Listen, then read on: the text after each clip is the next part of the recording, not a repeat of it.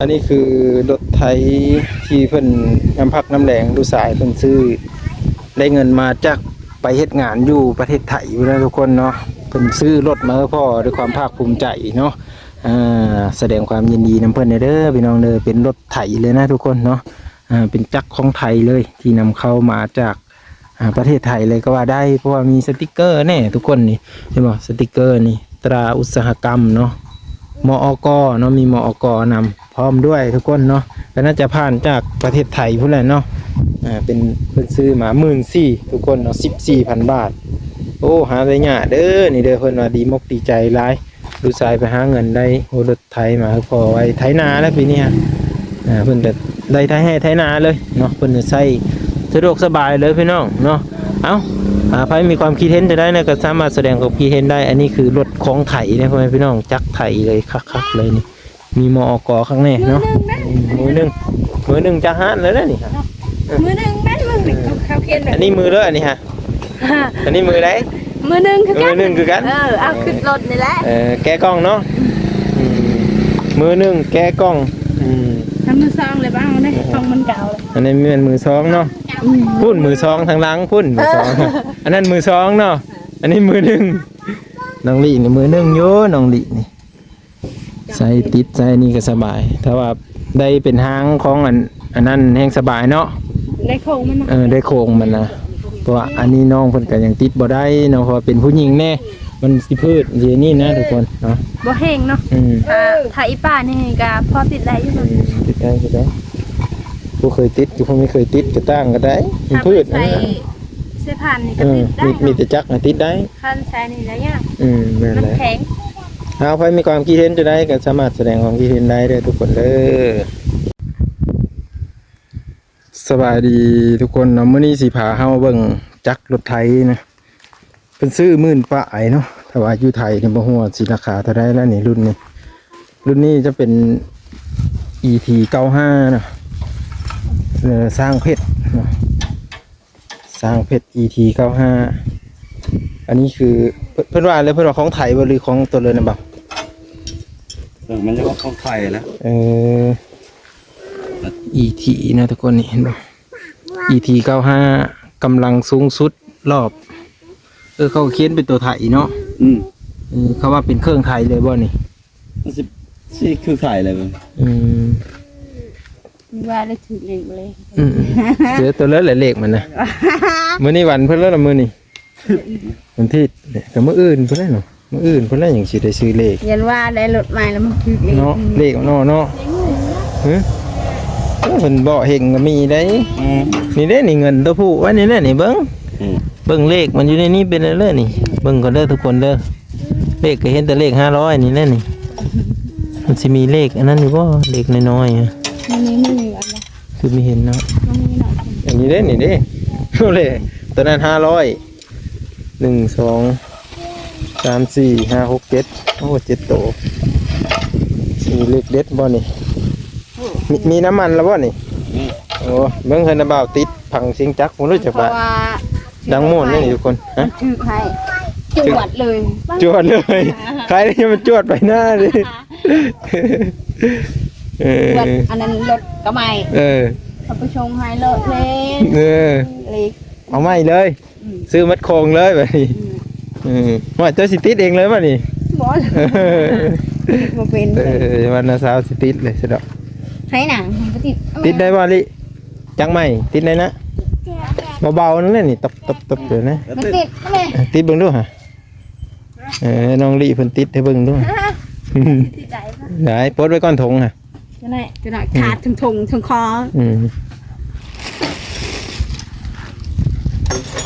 เอามึงที่ไหนยี่วะได้มันคือแข็งจังมันลาวปนเลยครับคือนั่นเอาขึ้นมาเรือลงสำนั่นเหรออันไหนเฮ็ดก็น้องเห็นง่ายหลดทำไมมันพืชน้ำแม่พืชน้ำใสผ่านว่าไม่ได้ตัวเล็กไม่ได้พืชทุกคนไปเลยไทยเนี่ยตัวเล่นเราไทยชื่อเนาะพ่อแล้วติดเธอโอ้ดังขับเลยโอ้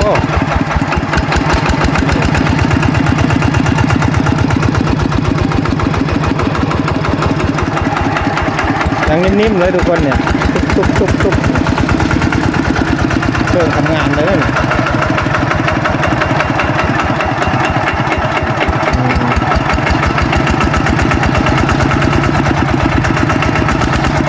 ไตหูไตตาไปเลยได้มัดทุกคนเลยเอาหมดเดี๋ยวเพื่อใช้ผ่านเด้อ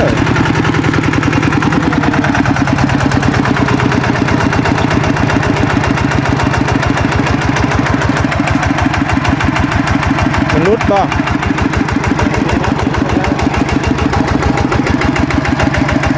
เอาหมดเลยก็ได้อันนี้คือเครื่องเพื่อนทำงานเลยมันบอกนิ่มคักจับยังใหม่เนาะของเซนครับใช้ในการบรรทุกก็ได้ทุกคนเลยลากแก่นะอยู่ลาวคือสีแบบนั้นนะใส่ลากแก่ใส่แก่หั่นแก่นี่กับใส่รถไทยนี่แหละเพราะว่าส่วนลายเนี่ยประชาชนที่แถวนี้จะใส่รถแบบนี้เนาะในการแก่ในการลากเนาะเพราะว่าเป็นของไทยสั่นจากซีเมนต์จากบ่อแล้วเนาะกาเพื่อเลยที่เห็นคลิปนี้ก็สามารถแสดงความคิดเห็นได้เด้อว่าเป็นจักรไถเรือเนี่ยเลยเนาะเสียงมันดังคักกันเลยครับถ้าก็เอามาเมื่อนี้เลยได้นี่ไม่ไหม้เลยเป็นซื้อมาเนี่ยเป็นซื้อมาเมื่อเช้าวันนี้เนาะก็เลยแล้วก็สิมาถ่ายให้เบิ่งลูกเพิ่นไปหาเงินอยู่ไทยอยู่ได้ซื้อจักรมันก็ได้ทุกคนอันนี้อันนั้นมันหม้อกองหม้อลมมันเอาสิดูดเนาะอันนี้จะเป็นหม้อลมมันET 95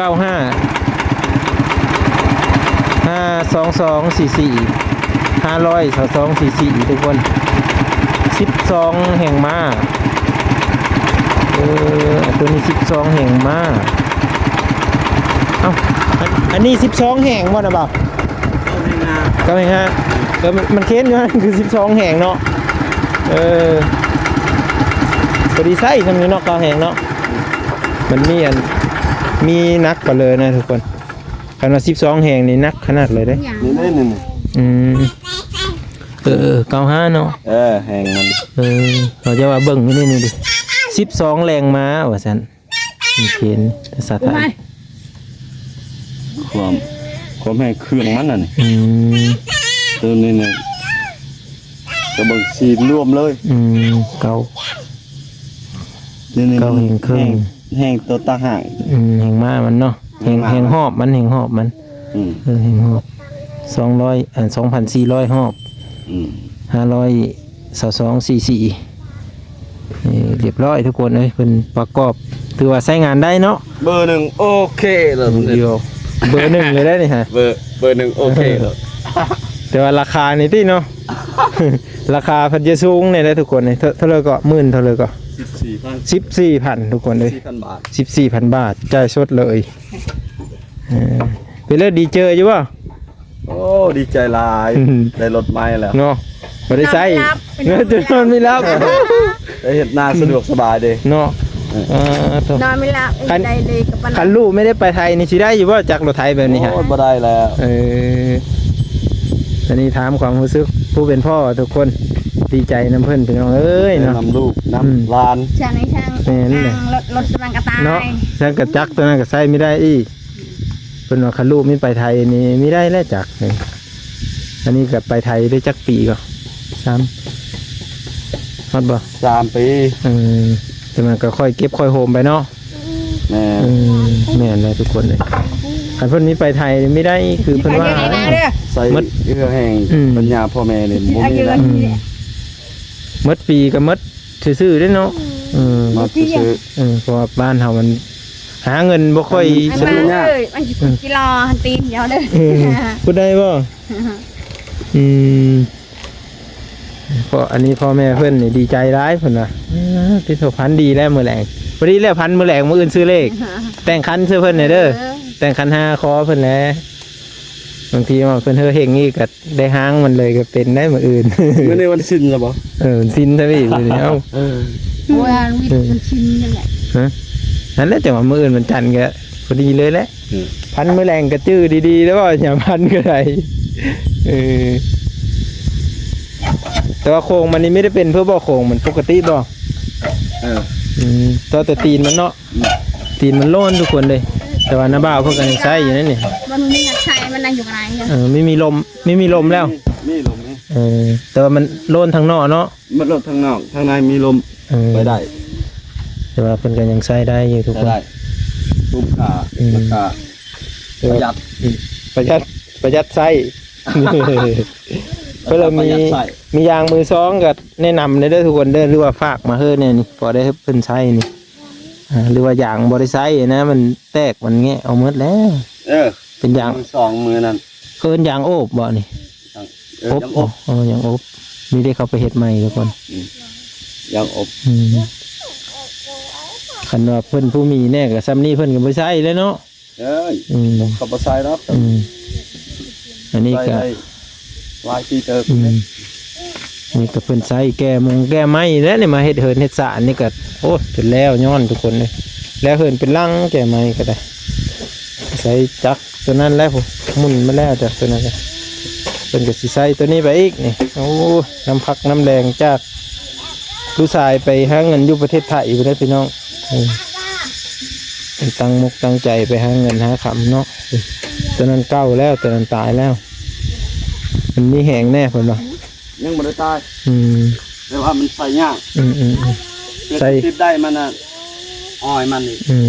อ้อยคิดอ้อยใจมันนี่ใส่ไม่ค่อยสะดวกแล้วเนาะใส่บ่ค่อยสะดวกตัวนี้นี่คือบุ่มนี่ตัวเด็ดนี่เพิ่นมาบ่แล้วนี่เพิ่นว่าเอารถมาซั่นแล้วนี่เกี่ยวไปเกี่ยวมาจับอีฮะแต่นั้นเพิ่นจับอีนั่นนี่มันหินรถไม้ดิบ่แม่นได้นี่เกี่ยวไปมาจับอีนี่ฮะ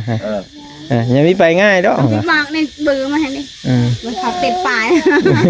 เพิ่นบอกตรงๆเลยนะเนี่ยเอาตรงๆเลยตัวเด็ดๆเลยเด็ดนั่นนี่โอ้ดีเฮงขี่ลองบ่เห็นป่ะมีไปง่ายอย่าว่าเพิ่นมาบอกเลขเล่นนี่ฮะเต็มนั่นมันเห็นรถใหม่แล้วมันเกี่ยวเลยไอ้บ้าขนาดอยู่เคยที่นี่ฮะแห้งเบิกกรอบน่าจับเองเปล่าโอ้ยแม่นแล้วทุกคนนี่ฮะบ้านไปบอกในเบอร์มาทันได้ค่ะแม่นว่าเบอร์1บ่ทันได้ค่ะเบอร์1โหลดเบอร์1เลยมันปิ้นเลยค่ะ1บ่เอาบ่ได้เบอร์ได้ยอมเลยปิ้นบอกนี่เบอร์เขาติดป้ายไม่ว่าเรื่องเลขนี่ก็หลายอันเด้อเนาะอันนี้ก็95เอ้าอันนี้อี51อันนี้เลข1ตัวสัตว์เพิ่นก็บอกเลยเป็นตัวสัตว์เลยเป็นตัวสัตว์โอ้นี่ไปใส่นี่ได้มื้อนี้น่ะแถวนี้โอ้แม่นแล้วนี่ทุกคนนะเห็นบ่เป็นโพนี่เจ้าถิ่นเจ้าทานเอาเด้อแต่น้อยมื้ออื่นเพิ่นลืมซิเด้อเนาะลืมบ่ได้ลืมไม่ได้เด้ตัวนี้ได้เป็นโพดเด้นี่มัดโธ่อันนั้นเมืองลาวนี่เคยเห็นตัวนี้แหละมันมาเนาะคันรถอะไรจ้างมันมีสิไปจ้างมันมีไกลเนาะมันเมนลีนนี่เห็นน่ะเคยเบิ่งในรถนะมันบ่ติตั้งแต่มาได้เห็นมันจับอยู่บ่ยังจับตานี่แหละมันกลัวโอ้ยแม่นคักทุกคนเลยไม่ใช่เลยพูดแต่มันก็เก็บไปเก็บมาอีกโอ้ยแม่นคักเลยนี่พี่น้องเอ้ยเบิ่งในหุบหลังมันการพดโพดได้ตัวนี้ดีใจขนาดเลยโอ้ยมันคูณเองเลยค่ะสิพ้นจากความยากทุกอย่างเบิ่งในหลังมันลำบากแล้วเพิ่นสิบ่รู้ร้านอีหลีนี่มีจักนี่ทุกคนเนาะพี่บอกนั่นอีกเอาอยู่นี่เด้อเพิ่นว่านั่นแม่นดิบ่เนาะเพิ่นว่าขี้โตรู้ร้านนี่เสียเงินได้นี่ได้บอกกันบ่เด็ดๆเลยเกี่ยวเลยในมือนะคะบอกตัวนั้นอีกเอาตัวกงเลยว่านี่ฮะมาทุกคนอยากเตะอันนี้เอารถใหม่เพื่อสิมีเฮกยี่2รอบไม่จักตัวนี้มันบ่ไปมันฮู้ขนาดมันบอกอลีบอกค่าเพิ่นได้แท้น้าบ่าวก็มักลิ้นเลขอีบาทนี่เอ้าเดี๋ยวจะแต่งเลยเป็นยันล่ะเนาะไม่ไปเนาะปกติแมงกะเบอร์สิไปจับมันได้เนาะหั่น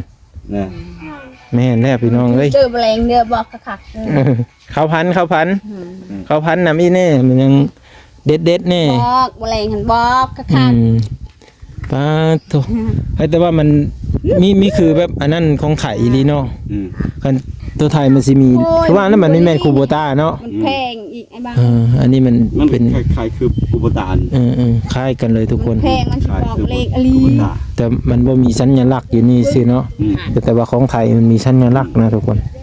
แต่อันนี้ก็เป็นของไทยอีบ่หรือว่านั่นเลยขนาดมือลีนเนี่ยฮะเนาะเขาว่ามันเม้นลิ้นมันก็ยังจับลีนอยู่ฮะ เอาไม่เฮงมาให้ มันอยากได้เลขอลี นั่นแหละ เลขอลีเด้ เพิ่นมาโพด เอาได้อย่าลืมได้มืออื่นได้ มันขูนได้บ้างไม่เห็นไปค่ะ อืม โอ้โหที่แม่อลีเนาะ ตั้งแต่เฮิงกับเพิ่นว่าตั้งแต่เอามานี่ก็แต่เช้าๆไหน มวยมาจับ บ่ได้จับเพิ่นว่า อันนี้มันเป็นบล็อกกันไหล เพิ่นสิส่งไปต่างประเทศนอกเพิ่นว่าจับเด้องานว่าส่งประเทศนอกวันนี้แล้ว ไหวแล้ว ได้ไปประเทศนอกแล้ววันนี้ จับเอามันผิดมันไปเลย ติดใจบ่ อยู่เมืองลาวนี่แล้วสัตว์โอ้ไปประเทศนอก เนี่ย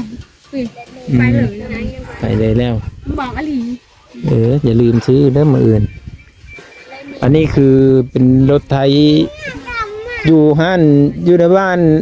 อยู่ในเมืองนี่แหละทุกคนแต่ว่า ส่วนหนักมู เจ้ากับเลยนะมันจะตัง แต่เขาก็ว่าเป็นจักรไถเป็นบ่ ไปแล้ว จักรไถ บอก เนาะ กันดึกมันว่า สร้างเพชรเด้อทุกคนแต่ไม่รู้ว่าอยู่ไทยนี่สิมีขายแบบนี้รีบ่หรือว่าเป็นของก๊อปเพิ่นบ่หรือว่านั่นเลยเนาะ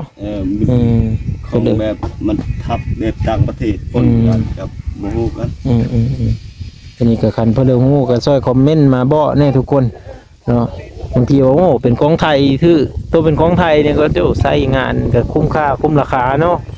กันว่าของไทยนี่ทนนะทุกคนเลย ผ่านที่ ถือว่าแพงซะเลยก็ซื้อนะกันว่าของไทยแต่ว่าสิเอิ้นว่าแล้วก็มันคุ้มกับราคาเงินที่เฮาเซไปนะคือนี่นั่นนี่คือน้าบ่าวเพิ่นซื้อโหรถไทยนี่หน่วยจักรนี่ก็เขาว่าของไทยก็ซื้อเลยได้เพิ่นก็ได้9แห่งครึ่งทุกคนเลย9แห่ง5เด้อนี่คือน้ำผักน้ำแหลงโอ้ยดีมกดีใจนำอยู่สายเพิ่นซื้อจากรถไทยพอได้ทุกคนเลยคันมีประเทศไทยนี่ก็โอ้ยแล้วสิไปหาเงินหาคำยี่เสือแล้วบัดนี้ได้ย้อนบุญคุณประเทศไทยแล้วพี่น้องไปเอาแหงไปสู้เงิน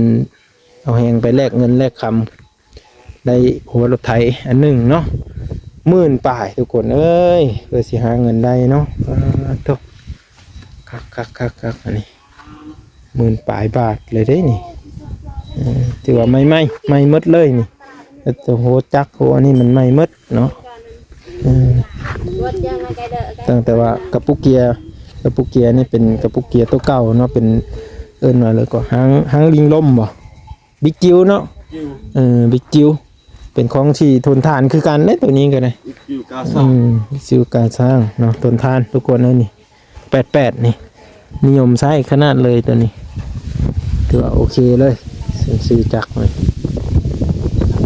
ได้เรื่องถือว่าโอ้บิ๊กจิ๋ว88ออกมาเท่าไรปีแล้วไม่แม่นสิเฮา30 ปีแล้วไม่จักเลยทุกคนเนาะแต่ว่าน้าบ่าวเพิ่นใช้บ่เล็กมันหนาเนาะเบิ่งจากเล็กจากอันนี้นะทุกคนนี่บ่หนาเล็กนี่บ่ได้เข้ามันบ่ซอดนะทุกคนซอดเป็นบางช่วงที่มันนั่นก็คือมันบางลีลอนั่นแต่ขนาดสีมันยังอยู่สีเดิมนั่นนี่เห็นบ่สีเดิมสีนั้นเลยนี่ขนาดอันมาล้ออันนี้ก็ยังนั่นนี่ถือว่าคักทุกคนเลยเพราะเลยมีความคิดเห็นจังไดแนะนำเด้อแนะนำพี่น้องทางสปป.ลาวเฮาแน่เนาะการใส่จักรแบบนี้เนาะอยู่ไทยมีคล้ายบ่หรือว่าจังไดหรือว่าแตกต่างจากอยู่ไทยบ่เนาะก็แนะนำเพิ่นได้พี่น้องเนาะใส่อันนี้เพิ่นก็โอ้เบิกใหม่เลยนะนี่เบิกจากห้านเลยนี่คักเพื่อเพิ่นใส่ลองเบิ่งเนาะผลงานเพิ่นสิใส่ไทยให้ไทยนาแล้วสิมาถ่ายให้เบิ่งอีกตอนเพิ่นเอาไปใส่งานเนาะว่าสิเป็นนั่นเลยนะตอนที่เพิ่นใส่งานนี่ถือว่าเพิ่นประกอบเซอร์ครบสุดเนาะครบแล้วตอนนี้ใส่ได้ปกติแล้ว นี่แม่นรถผู้อื่นผู้ไกลดอรถน้องลี่เพิ่นนี่แหละนี่เนาะ แม่ รถน้องลี่เพิ่นสิครับไทยให้ไทยนาดิถ้าเบิ่งเด้อนี่เด้อน้องรัดเด้ไทยเป็นบ่ บ่ อ้าวก็เป็นนั่นแหละเนาะเฮ็ดแหละสองคนจับคนละเฮานั่นแหละกำเร็วกับกำพร้อมกันเออ แต่การมาบอกกันแล้วมันสิเต้เนาะ มันสิเต้เด้กำพร้อมกันมันก็หยุดแล้วรถก็ได้เอามาซ้ำนี่แหละทุกคนเลยรถไถใหม่เนาะรถใหม่คักมายินดีนะเพิ่นนะทั้งเธอเพิ่นถือเลขก็เพิ่นสิได้แจมนะเพิ่นเนี่ยนะเพิ่นสิได้ซื้อเลขซื้อโหยแน่เนาะเพิ่นสิได้ถูกรางวัลนะเพิ่นเนี่ยเพิ่นสิได้จัดคือกันนะทุกคนเห็นบ่ใหม่ๆงามๆสีสันสวยงามเนาะนี่แหละทุกคนก็ขอบคุณที่มาติดตามและรับชมเบิ่งเนาะหรือเยอะฮู้จักแนวใดเนี่ยก็บอกมาได้คอมเมนต์มาได้อันนี้เป็น EP 95เนาะ9แห่งครึ่งเขาว่าเป็นรถไถว่าซั่นเนาะเขาว่าเป็นรถไถว่าซั่นรถมาจากไถว่าซั่นนี่มีโลโก้อีกเนาะตราอุตสาหกรรมเนาะตราอุตสาหกรรมเห็นบ่เป็นรถของไทยเนาะก็คือคล้ายๆกับที่เราไปรีวิวอยู่บ้านน้อยนะทุกคนคล้ายๆกันเลยพวกจักรพวกอันนี้แต่ว่าตอนนั้นจะเป็นข้ามมาเลยตัวนี้จะเป็นไม้เอี่ยมเลยทุกคนประมาณนี้เด้อพี่ๆทุกคนเนาะแสดงความคิดเห็นมาได้พี่ๆทุกคน